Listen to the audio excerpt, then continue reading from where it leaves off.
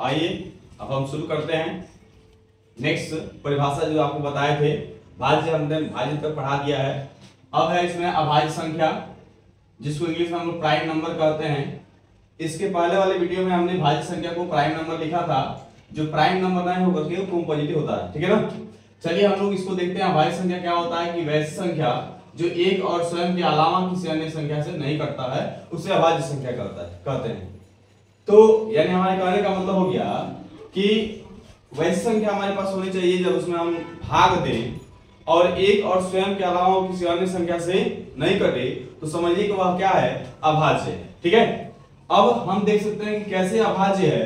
तो अगर हमारे पास यहाँ पे 2 दिया गया है, तो अगर हम 2 को जांच करते हैं कि 2 अभाज्य है कि नहीं है, तो हम इसको जांच करेंगे एक और स्वयं से कटता है, एक और स्वयं के अलावा ये किसी अन्य संख्या से नहीं कट रहा है। इसका मतलब क्या हो गया, यह भाज्य संख्या हो गया। 3 को भी हम देख लेंगे। 3 क्या है, तो 3 1 से कट रहा है और 3 से कट रहा है, तो 1 और 3 से कट रहा है, इसका मतलब है क्या है, यह अभाज्य संख्या है। हमने पिछली वीडियो में बताया था कि भाज्य संख्या जो होती है एक और स्वयं के अलावा किसी अन्य संख्या से कटता है, और उसकी परिभाषा बता दिया था और जैसे में हमने आपको समझाया भी था। अब अभाज्य जो है उसी प्रकार से होता है, चाहे कितनी भी बड़ी संख्या ले लें। जैसे हमने ले लिया 537 ले लेते हैं, तो ये जो 537 है ये अभाज्य ना है बल्कि यह भाज्य है। अब इसको जांच करेंगे कैसे भाज्य है। यदि हम इसको कटाते हैं तो यह कट जाएगा। अगर ऐसे भी जांच कर सकते हैं, 7 3 10 10 5 15, इसका मतलब है यह 3 से भी कट जाएगा और अन्य संख्या से भी कट जाएगा, 1 से भी कट जाएगा, इसका मतलब स्वयं से भी कट जा रहा है। इसका मतलब यह है कि यह जो है कि भाज्य है। तो कौन सी संख्या जो होगी, अभाज्य होगी। तो हम यहाँ पे अगर आपको ले लें 1 1 और यहाँ पे 13 ले लेते हैं, 113 ले लेते हैं, तो क्या यह भाज्य है या अभाज्य है, ये जांच करना होगा। तो 113 जो है 1 से कटेगा और स्वयं से कटेगा, ठीक है ना। स्वयं का मतलब होता है खुद से कटेगा, इसका मतलब है यह अभाज्य है, चाहे कितनी से बड़ी संख्या क्यों ना हो। यदि एक और स्वयं के अलावा किसी अन्य संख्या से नहीं कटता है, इसका मतलब है कि वह अभाज्य है। अब देखिए हम लोग दूसरा पार्ट देख रहे हैं, सम संख्या। सम संख्या क्या होता है, इसको इंग्लिश में हम लोग इवन नंबर के नाम से जानते हैं। वैसी संख्या जिसमें 2 से भाग देने पर पूरा कट जाए उसे सम संख्या कहते हैं। यानी वैसी संख्या कोई भी बड़ी से बड़ी, कितनी भी बड़ी से बड़ी संख्या हम ले लें और जब उसमें भाग दें तो वह 2 से पूरी तरह से कटना चाहिए। जैसा यहाँ पे हमने दिया है 20, यदि हम इसमें 2 से भाग देते हैं तो ये कट जाता है तो 10 हो जाएगा। इसमें 2 से भाग देंगे तो 2 6 12, 2 दूनी 4 हो जाएगा। इसी प्रकार से अगर इसको भी कटा सकते हैं, इसको भी कटा सकते हैं। यानी हम कह सकते हैं कि वैसी संख्या जब हम 2 से भाग देते हैं और वह संख्या पूर्ण रूप से कट जाता है, उसे हम लोग सम संख्या कहते हैं, ठीक है।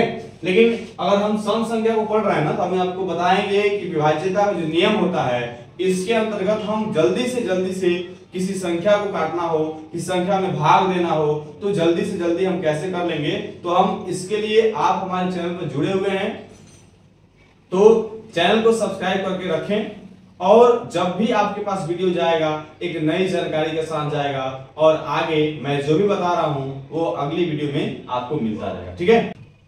तो विषम संख्या है, ओड नंबर कहते हैं, ओड नंबर इसको इंग्लिश में कहते हैं। तो वैसी संख्या जिसमें 2 से भाग देने पर पूरा न कटे उसे हम लोग विषम संख्या कहते हैं। यदि हम 153 लिए हुए हैं, तो 153 में यदि हम 2 से भाग देंगे तो यह पूर्ण रूप से नहीं कर पाएगा। 3 4 5 और 7 है तो 3457 हो रहा है। यदि हम इसमें 2 से भाग देते हैं तो यह भी नहीं कटेगा। इसमें यदि हम 2 से भाग देंगे तो ये संख्या नहीं कटेगा। क्यों नहीं कटेगा, इसके लिए हमने आपको बताया कि विभाज्यता का नियम जब करवाया जाएगा तब आप उसको स्पष्ट हो जाएगा कि जब हम किसी संख्या में भाग देते हैं तो वह क्यों नहीं कटता है, ठीक है। चलिए उसके बाद से अब देखते हैं हम लोग परिमेय संख्या। इसको इंग्लिश में हम कहते हैं रेशनल नंबर। वैसी संख्या जिसे P बटा Q के रूप में लिखते हैं और जहां Q does not equal to 0 तो वह परिमेय संख्या होता है। Q does not equal to 0 का अर्थ होता है Q बराबर नहीं होना चाहिए 0 के, ठीक है ना। तो यदि 0 के बराबर नहीं होगा तभी वो जो है कि संख्या परिमेय के रूप में हो सकता है। जैसे मैंने 5 लिया, 5 दिया हुआ है तो 5 यदि है और कुछ नहीं है तो इसके बटा में 1 आपको है। तो ये हो गया आपका P और ये हो जाता है Q, यानी P बटा Q के रूप में यह संख्या दिखाई दे रहा है। इसका मतलब है 5 हमारा परिमेय संख्या है। 7 है कुछ नहीं तो बटा में 1 हो जा रहा है। 8 है कुछ नहीं तो बटा में 1 है। 4 बटा 15 है यह P बटा Q के रूप में है। 7 बटा 14 है यह P बटा Q के रूप में है। 0 जो है 0 के बटा में कुछ भी नहीं है तो 1 है, इसका मतलब है 0 भी हमारा जो है परिमेय संख्या के रूप में है। चलिए इसी प्रकार से हम आपको अगली वीडियो में भी और भी परिभाषा बताएंगे और अब जो है एकदम हम लोग लास्ट में आ चुके हैं और उसके बाद से अब वास्तविक संख्या के बारे में हम आपको बता देंगे।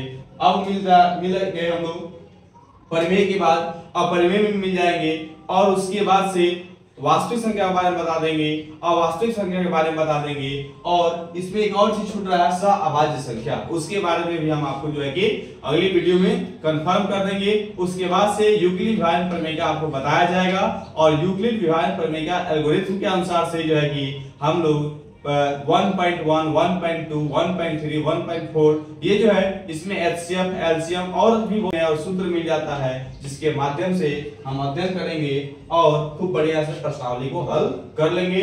धन्यवाद। हमारे YouTube चैनल पर आप जुड़े रहें और आपका दिन शुभ हो।